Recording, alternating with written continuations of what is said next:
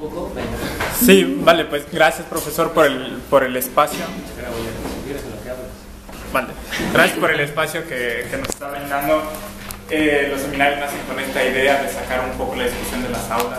Queremos un espacio en donde los profesores y los alumnos tengan la libertad de expresar esas opiniones que de repente un marco institucional no permite, a pesar de que estamos en una institución como esta. Inauguramos con el profesor Ballestín. La temática que abordamos fue teoría política y política. Entonces, un punto que queremos remarcar y que nos gustaría retomar dentro de la discusión es: hay un desfase entre la teoría política y la política, ¿no? Pareciera ser que la política va muchísimo más adelante de lo que la teoría política va analizando, y que entonces la discusión parece quedar desfasada. Y entonces, enlazándolo con este tema que nos va a hablar usted hoy, los Wicked Problems, quisiéramos preguntarle cuál es la pertinencia de trabajar con este tema, cuando pareciera ser que este tema empezó a hablarse desde los años 70, en un mundo dinámico, complejo y además multidisciplinario. Ponerlo en el debate pareciera que es un reflejo de esa separación entre la teoría política y la política. Entonces, no sé si puedo iniciar el debate con este punto, y ahora seguimos con las líneas de discusión.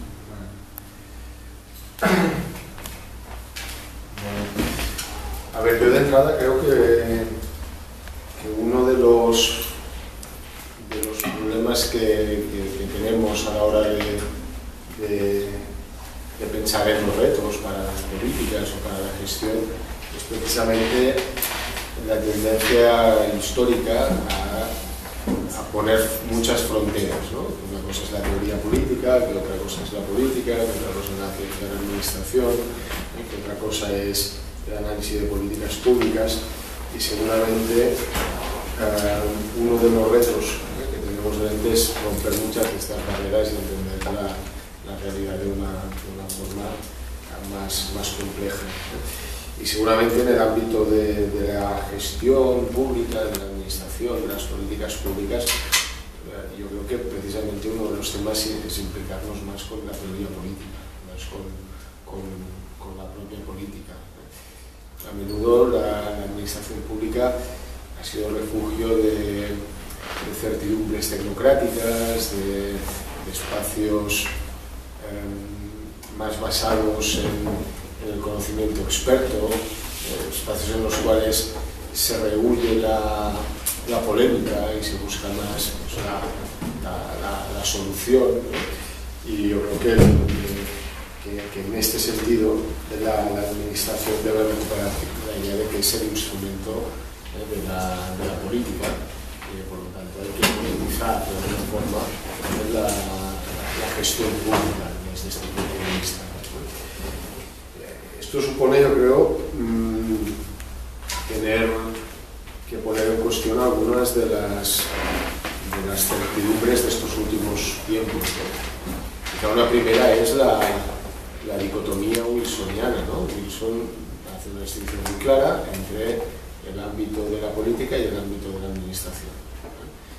Y entiende que hay que pedirles cosas diferentes y que funcionan siguiendo lógicas diferentes. El mundo de la política es el mundo del debate, de la discusión, de la polémica, de los valores, y el mundo de la administración sería el mundo de la técnica, de la acción, de la eficiencia, etc., ¿no? Pero yo creo que esto nunca ha sido así, siempre ha habido una enorme mezcla entre la política y la administración, pero sí que hemos tendido a utilizar esta ficción como si fuera una realidad y a pensar que eran dos mundos diferentes, ¿no? Y por otro lado, esto que comentábamos esta mañana, creo que la administración debe también incorporar la pluralidad de perspectivas, de valores, el conflicto en sus propias decisiones, entender que sus decisiones no se orientan únicamente por lo que llamamos la racionalidad tecnocrática, sino por otro tipo de racionalidades. Y en este terreno, llego a los Wicked Problems, ¿no? El concepto de Wicked Problems yo creo que nace efectivamente en los años 70 en un contexto quizá muy diferente del que ahora se está usando, pero tiene desde mi punto de vista una capacidad, ¿no?, de expresar el reto de la gestión y las políticas públicas actuales, ¿no? Hemos vivido, y esto es parte de la confianza que de la que hemos sido herederos desde la Ilustración, ¿no?, pues de que somos capaces de controlar los problemas, ¿no?, de que somos capaces de domesticarlos, de que tenemos suficientes capacidades para modelarlos a nuestro criterio, ¿no? Y en parte la administración pública funciona en esa confianza, ¿eh? Se nos presentarán problemas, pero utilizaremos nuestras habilidades cognitivas, utilizaremos nuestra capacidad técnica para irlo resolviendo, ¿eh? A través de esta estrategia que decíamos también esta mañana, de trocearlos y de asignarlos a expertos técnicos, ¿eh? Tanto la forma de abordar los problemas de la administración pública, por un lado, ¿no?, pues los sectorializa, ¿no?, los asigna a expertos determinados, y por otro lado, además, considera, desde esta confianza ilustrada, en que seremos capaces de encontrar la solución, ¿no? Puede costar un poco más, puede costar un poco menos, pero es una cuestión de recursos, una cuestión de tiempo, de adquirir el conocimiento experto, ¿no? Uno de los textos que os pasaba contrasta la idea de los wicked problems con los problemas domesticables, ¿no?, sería la traducción. Bueno, pues, nos hemos creído que los problemas son domesticables, ¿eh? Si hay voluntad política, si hay suficientes recursos, etc., la administración, a través de sus políticas públicas, va domesticando los problemas. Mientras que la idea de wicked problems nos lleva a asumir que los problemas no son domesticables.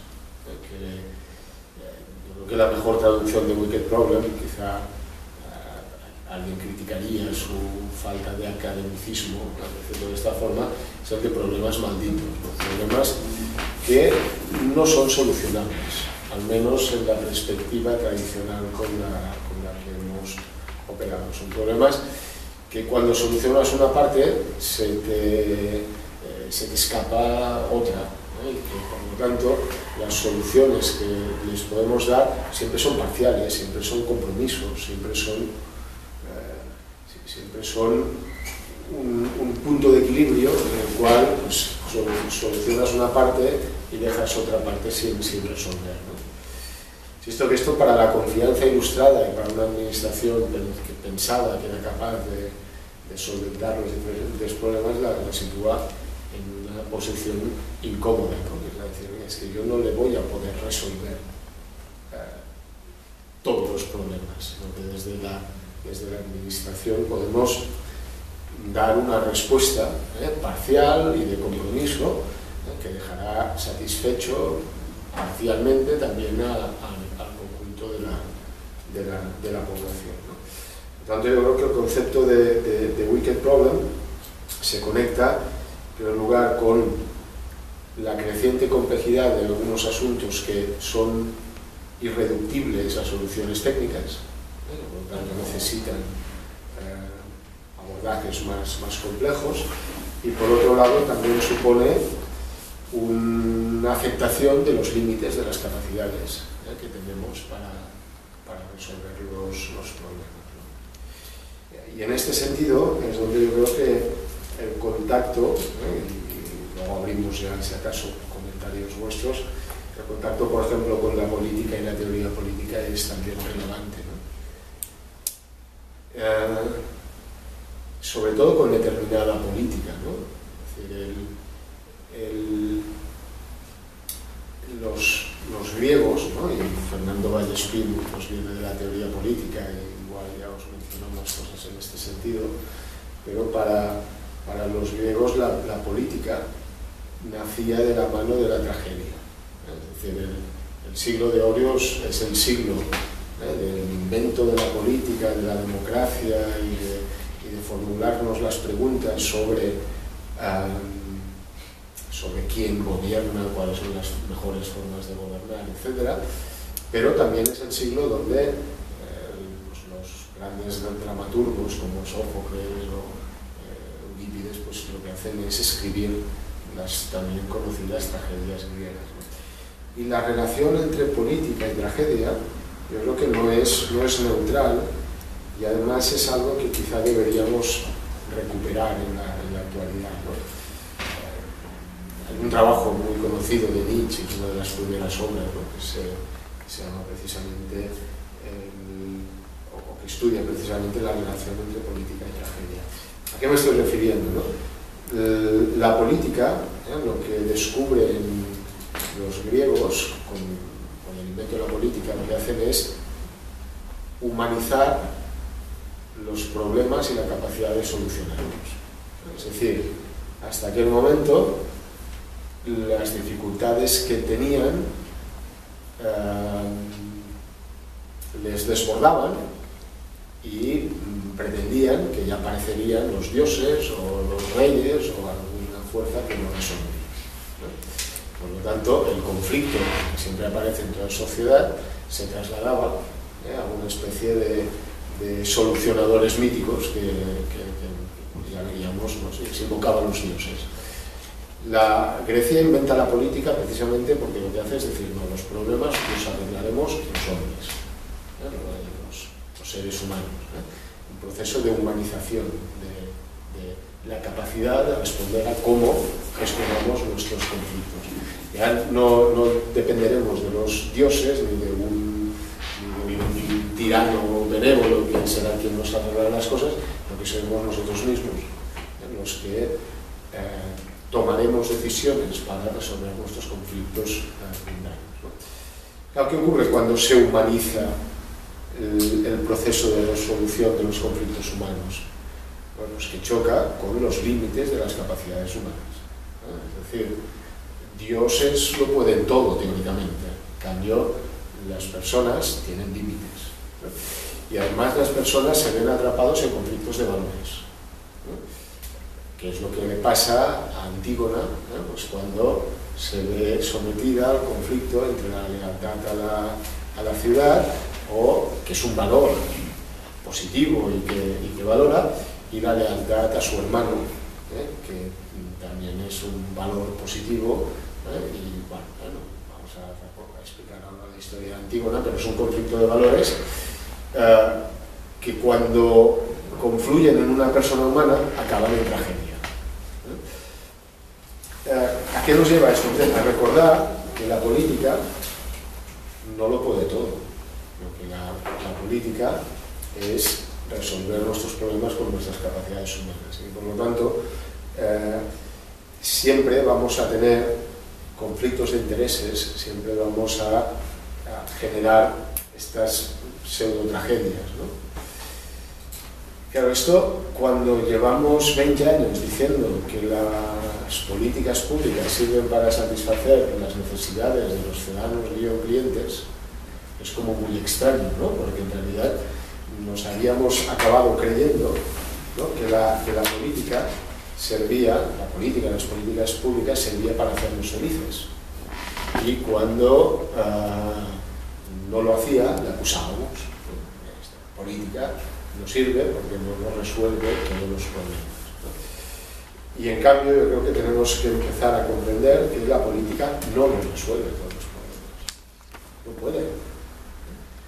Y las políticas públicas es el terreno donde esto se materializa. Cuando gestionamos políticas concretas es cuando nos damos cuenta de que la política no puede satisfacer las expectativas de todo el mundo, y que por lo tanto genera frustraciones, genera insatisfacciones, y va generando estos conflictos, estas pequeñas tragedias, ¿no? Que, insisto, el concepto de wicked problems yo creo que nos recuerda. Por lo tanto, yo creo que la politización de las políticas públicas o de la administración no pasa únicamente por decir que hay componentes ideológicos en las decisiones que tomamos, sino en reconocer los límites de las actuaciones de las políticas públicas y, por lo tanto, en buscar siempre respuestas parciales a problemas que no son resolubles por nuestras propias capacidades, ¿no? Y añado una última cosa, claro, esto es una mala noticia, ¿no? Nos habían dicho que, y por eso es una, no sé si el término es el adecuado, ¿no? Pero ya que estamos en este seminario, esto es una ruptura complicada de realizar, porque en primer lugar nos habían estado diciendo mucho tiempo que no nos preocupáramos, ¿no? Que ya lo arreglarían todo, desde las administraciones, desde la política, desde lo que sea, ¿no? Y ahora resulta que no solo no nos lo arreglan todo, sino que nos lo dicen en el peor momento casi, ¿no? Es decir, cuando más preocupados estamos, cuanto más miedo tenemos, cuando más aspiramos, ¿no? a que hayan voces salvadoras que nos digan no os preocupéis, que ya veréis cómo esto pasa. Entonces resulta que desde mi punto de vista la respuesta más honesta debería decir, pues sí, no preocuparos, porque no lo vamos a poder arreglar todo, ¿no? Es decir, veníamos de una especie de confianza, también un poco terapéutica, ¿no? En que a través de nuestras capacidades humanas, es decir, nos hemos creído demasiado unos superhéroes, ¿no? Que éramos capaces de controlarlo todo, y en cambio los wicked problems, podríamos utilizar otro tipo de referencias si quisiéramos, pero nos pone encima de la mesa los límites, ¿no? Y cuando hay límites, pues entonces también las políticas públicas son un ámbito en el que hay ganadores y perdedores, en el que nos repartimos beneficios y costes, y en el que por lo tanto prometer a los ciudadanos, a los usuarios de políticas, que les vamos a solucionar los temas de bienestar social, de desarrollo económico, de medio ambiente y de no sé qué, es simplemente una mentira, que solo contribuye al propio descrédito de la política y de las políticas públicas, que se condenan a una especie de fracaso anunciado, ¿no? Porque es imposible cumplir aquellas promesas que durante unos ciertos años, pues bueno, más o menos consiguieron trampear, ¿no? Pero que ahora se ha puesto muy de manifiesto que no son capaces de satisfacer. Por tanto, yo creo que desde el punto de vista de las rupturas, y así que os dejo también que hagáis comentarios, hay una ruptura que es fundamental, que es decirle a la gente que todo aquello que habíamos dicho sobre la administración y que le hacía sentirse tranquilo, pues que no era verdad, ¿no? Y esto lo digo si queréis en un formato un poco provocador, ¿no? Pero que no era verdad, que con recursos y con capacidades podíamos solucionarlo todo.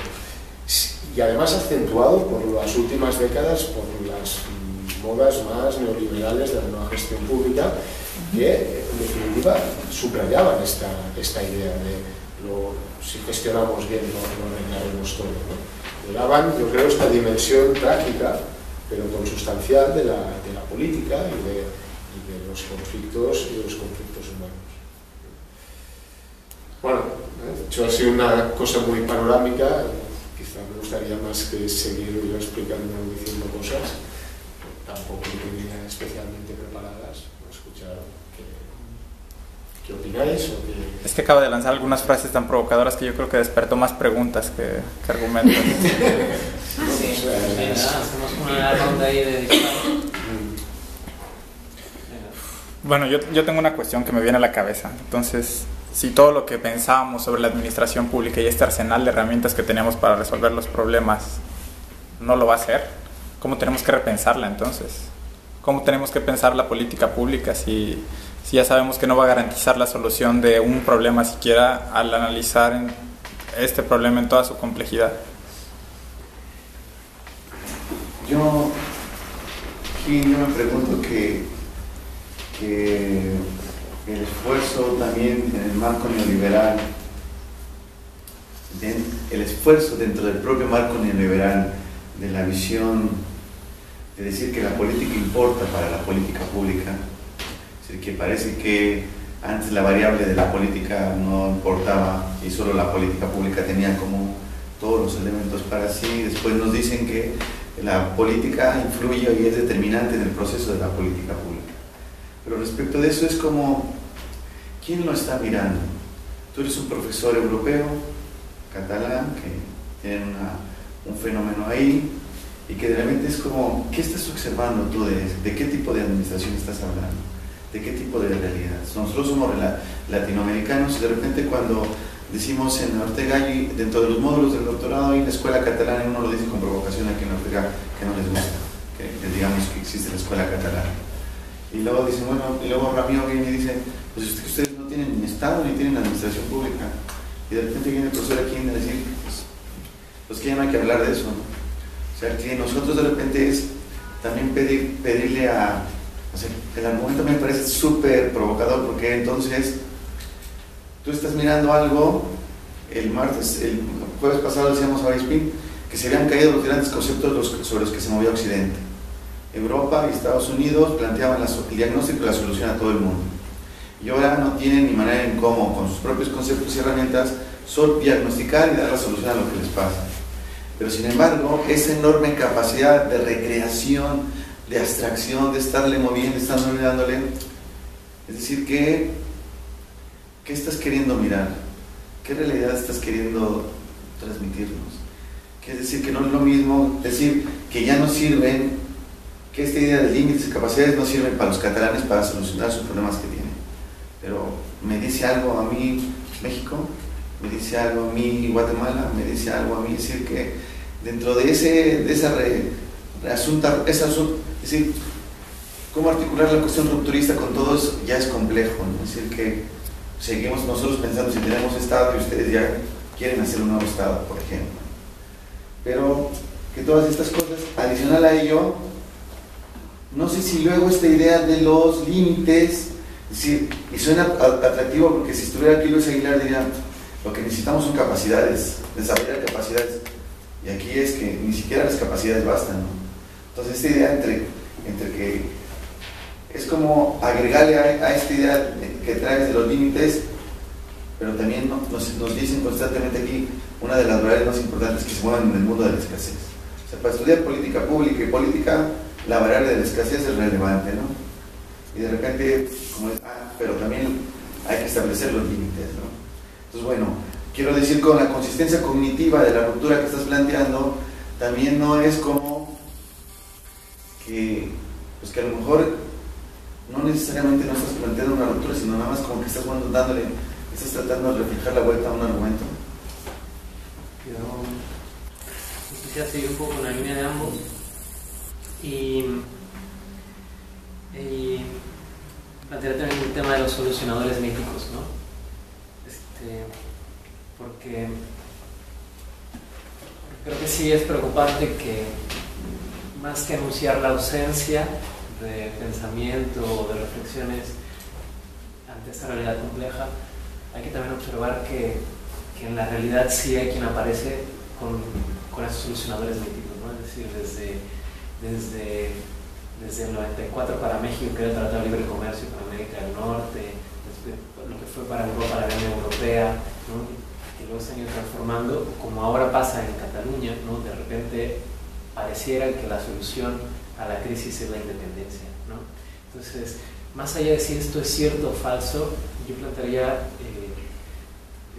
dos síntomas de esto. El primero es que está la gente en la calle, que está la gente haciendo política, que haciendo política en la calle también tiene que ver con un discurso, y su discurso es una relación de causalidad, es decir, yo estoy buscando algo y estos son los medios para llegar a ese algo, ¿no? Es decir, el discurso es, si nos independizamos, lograremos estos beneficios. Y me voy al otro tema que voy a plantear, es la relación de causalidad, ¿no? Que eso no sé cómo la podemos plantear entonces, porque si nos damos cuenta que no podemos generar ahí nada, que no tenemos ninguna relación causal clara, que solo podemos decir pues nada, que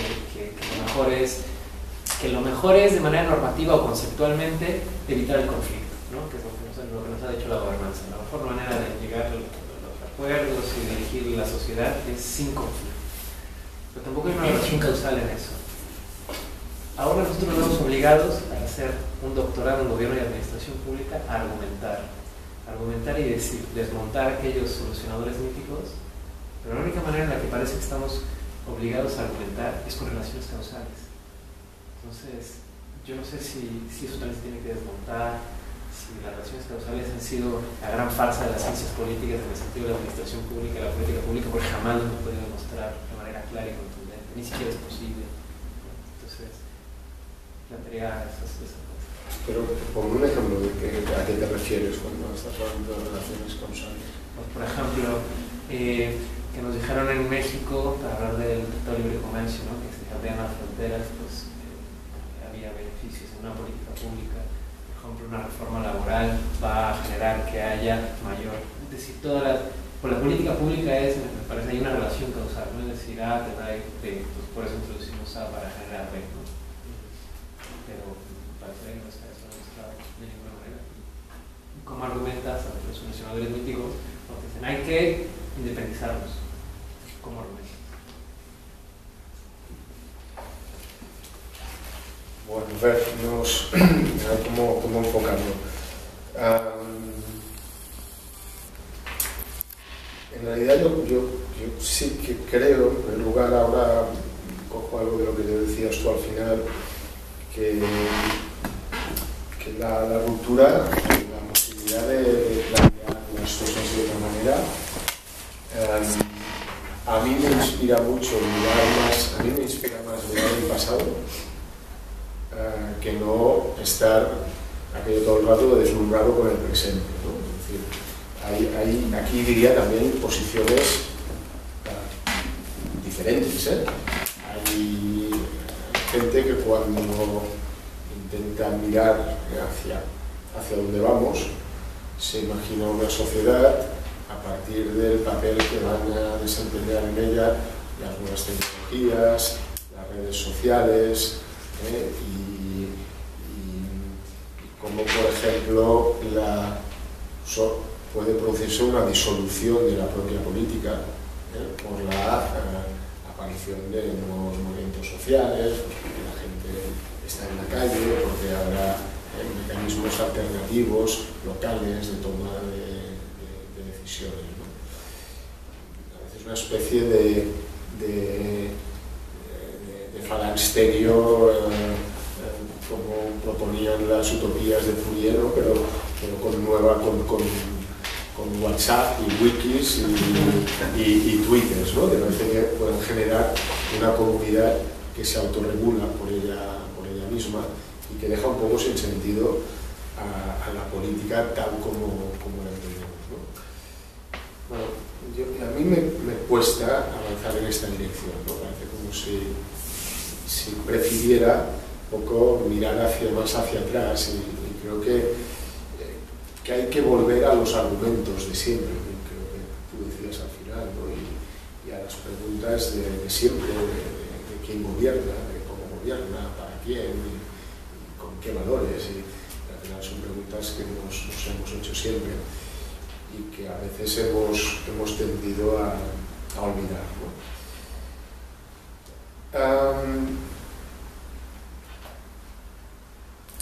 En política hay como, yo creo, dos grandes referentes, ¿no? Uno que entiende la política como la persecución de determinados valores, ¿no? Y esto también se remontaría más a la política clásica, ¿no? La política sirve para crear una sociedad moralmente plena y en la cual los individuos